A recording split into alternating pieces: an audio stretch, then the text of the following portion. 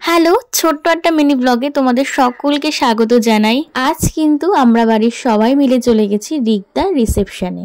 বিয়ে বাড়িতে গিয়ে কিন্তু আমাদের মেয়েদের একটা প্রথম কাজ যে যতই ভিড় হোক সেটা ঠেলে বউয়ের সাথে ছবি একটা তুলতেই হবে। সেই কাজটা কমপ্লিট করার পরে আমরা চলে এসেছি পেট পুজোর দিকে।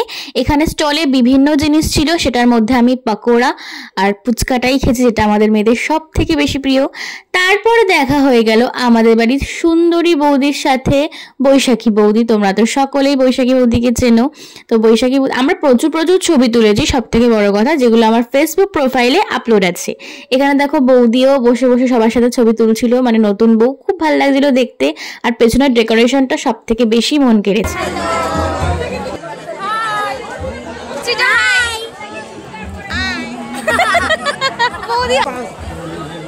এইবার আমরা মেন পেট পুজো করতে বসে গেছি। মেনুতে ছিল ফিশ ফ্রাই, মটরশুঁটির কচুরি, ভেজ ডাল, তার সাথে বেগুনি, আর লাস্টে ছিল মাটন, চাটনি, পাঁপড়।